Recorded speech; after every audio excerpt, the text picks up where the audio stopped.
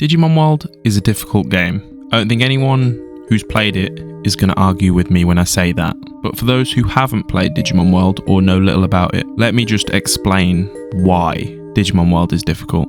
So number one, and I think the main thing that will turn people off the game, is the virtual pet side of things, i.e. maintaining your Digimon's health and well-being, making sure it's fed, making sure it's happy, making sure it's disciplined, training your Digimon, and making sure it doesn't get sick.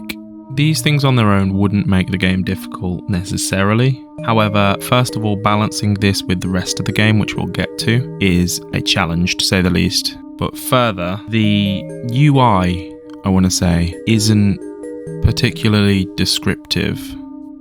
For instance, happiness and discipline don't have numbers attached to them. However, to Digivolve a Digimon, a certain number is required because it's a meter out of 100, isn't it? Then there's the requirements for Digivolution, which are completely nebulous and are never really explained in game. I mean, back in the day, before the internet was what it was today, I used to use a little guidebook which speculated on certain stats that you needed to get certain Digimon. And even with the internet, shout out to anyone who used NeoSeeker back in the day, or still does, there was never really concrete stats available or requirements to my knowledge. I remember there being different requirements, I'd try all of them and I'd never end up getting them. Most likely because I didn't understand how many of the requirements you need to reach. I remember pouring hours into this game as a child and always ending up with Sukamon or Numamon, rarely getting a Tyrannomon or a Centaurumon, which was always great. I do believe once my brother ended up getting an Andromon, but outside of that, I didn't even see an Ultimate Digimon outside of guides.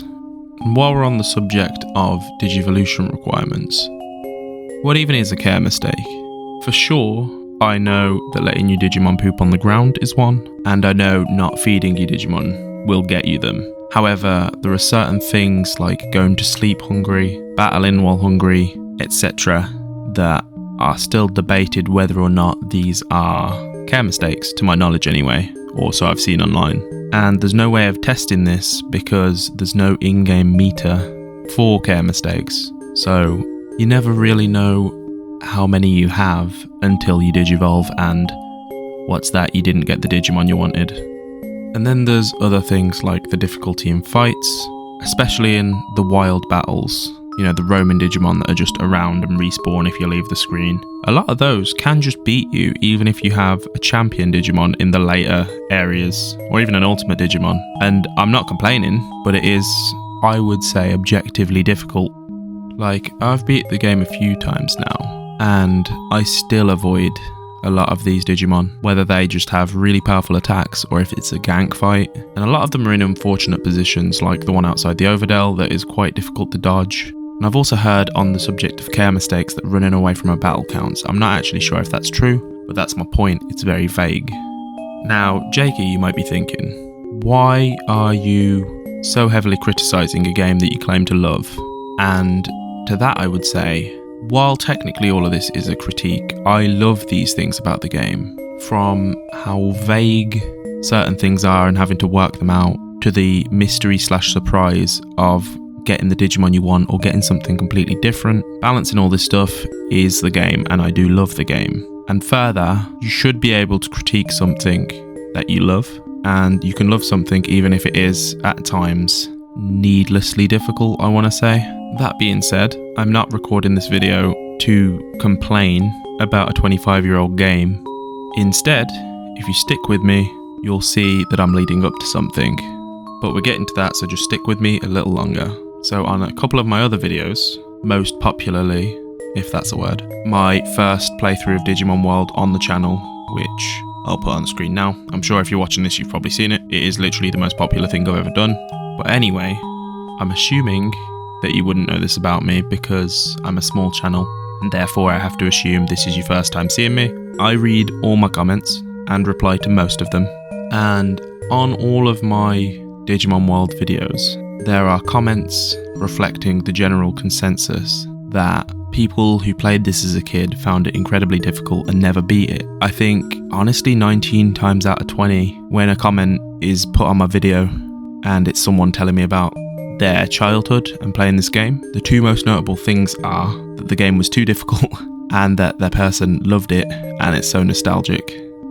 Oh, and also there's a lot of comments that reminisce on their Digimon turning into poop, which I think is an experience everyone shares and everyone who's played this game has gone through at least once. And basically, I resonate with that because, as I've pretty much stated in all my videos on Digimon World, and as is stated in the title of my most popular video, as I mentioned before, it took me till I was 25 to beat this game, and since then I've beat it a few times, and it's really rewarding. The first time, incredible. The second time, also incredible. When you understand the game, it actually becomes a joy to play. Even the more annoying stuff like training becomes a lot less monotonous. So now that I'm done explaining why the game is difficult, let me share with you some tips and general knowledge that helped me beat Digimon World. So as always, if you find this video helpful, please like and subscribe for more content. It really does help. And maybe comment down below and let me know how I helped. Or if there's something that I missed, comment down below and help out everyone else. Cool. With that long ass intro out of the way, let's get into tip number 1. And I think this one is one that anyone can benefit from, and that is recruit priority Digimon first. That meaning there are certain Digimon that you want in your city, and there are some that you can kind of live without. Just as an example, I always make sure to get Palmon in the first day because I want a champion Digimon as soon as I can, and most of them come with a weight requirement, and small meat or just regular meat doesn't really help that much. And I suppose more importantly, when you do get a champion Digimon, regular meat isn't going to fill them up, especially at the rate that you get it from the meat farm. So it's important to upgrade that as soon as possible to make sure you have all the food you need because it's scarce enough as is. Other good examples are Kunamon, who will make it easier to get to an actual important Digimon, Koelamon, who lets you get to the tropical jungle and also opens a shop if you recruit him. And the same goes for Betamon, and those last two are quite important because not only do they open the shop, which gives you access to healing items and unlimited food, but also you don't even have to battle them, you just have to go talk to them, so it's quite easy to get them early on, and they're very helpful.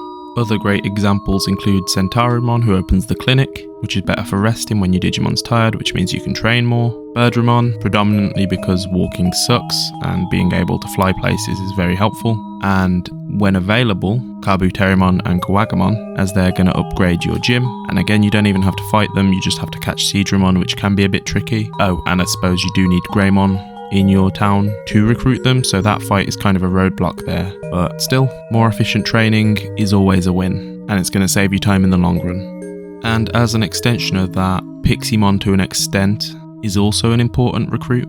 However, to beat Piximon, typically you're already going to need a powerful ultimate Digimon, and perhaps more importantly, his training guide costs, I think, 50,000 bits, and that's not easy to come by unless you use tip number 2, which I will segue to now. So, getting bits in Digimon World can be a challenge, especially due to the difficulty of some of the fights and kind of the scarcity, I suppose, of the bits dropped per fight, with only one-time recruitment fights dropping a significant amount of money for the most part, like Mojyamon at the very end of the game. And I say this with all the love in my heart, especially as someone who grew up playing MapleStory and Warcraft, and still plays MapleStory to an extent, but no one likes grinding, it's boring, and therefore that can really affect your gameplay because you don't have the bits to buy important items like healing, MP floppies, autopilots, portable potties, etc. So how are you meant to make money without grinding? Well, provided you have at least 500 bits, here's how. I also just want to say I didn't come up with this, however I am going to call it the Mojyamon method. So what you do, you buy any amount of medium recoveries from the item shop for 500 apiece. You then go to Friesland and speak to one of the Mojyamon traders who will offer you a super defense disc for a medium recovery. Now this in and of itself is time consuming because you can only trade 1 for 1 at a time. However, if you do this, you will notice your £500 medium recovery can be traded for a super defense disc. I can't exactly remember how much these sell for, but trust me, it's a lot more than 500. So when you're done trading, you head on back to the item shop, sell all the defense discs you have now, which should give you more money than you started with. You then spend all this money on medium recoveries, go back to Friesland, rinse and repeat, and there you have it, infinite money. Well, in theory anyway, provided you don't get bored and give up.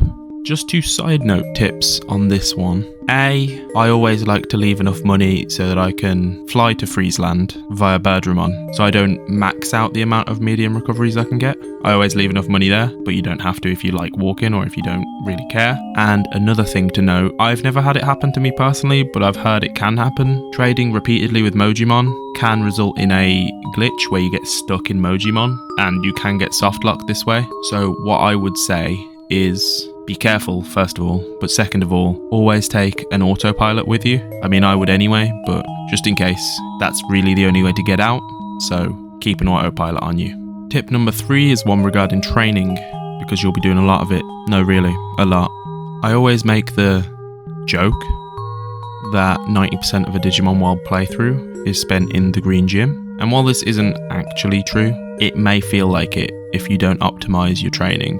So, the first and most obvious ways to upgrade your gym are through recruits. So, as I mentioned before, Guagamon and Kabuterimon in Beetleland and Piximon all contribute towards the gym, but there is a secret, and I use that word lightly because the game does tell you about it, specifically Koromon, I believe.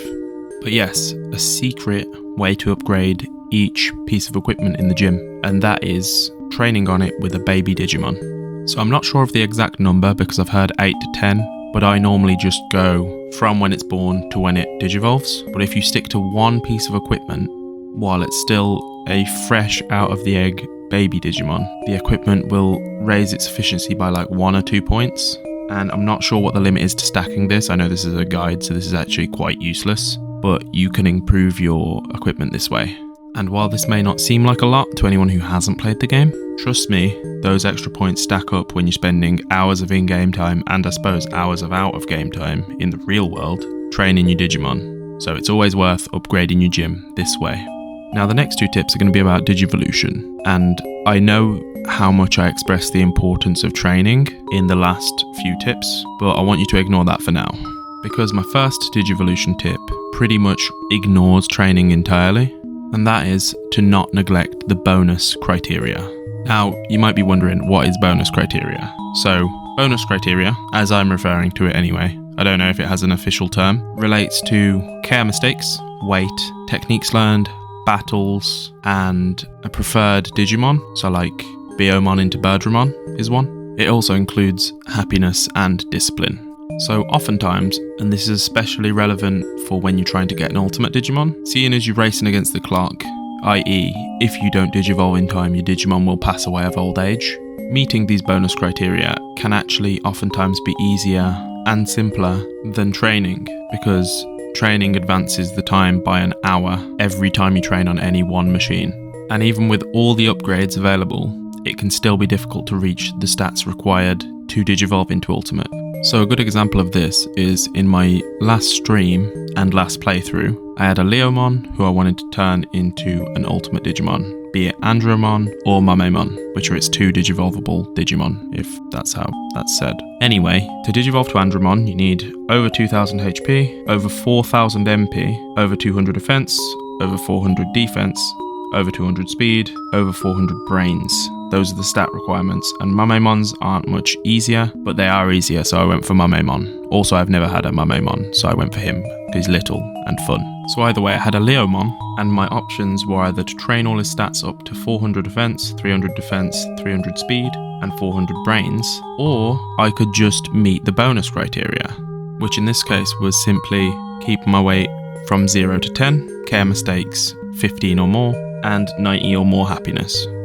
Which initially can sound more complicated, but if you consider that not feeding your Digimon both drops the weight and counts as care mistakes, that sorted 2 of them out, and then all I had to do was praise my Digimon until he hit maximum happiness. Granted, I did lose count of care mistakes, but eventually, by keeping to this, I managed to evolve him quite easily, and even beat the game with a Mojyamon, although I did turn him into a Gyromon in Factorial Town, but that's not important.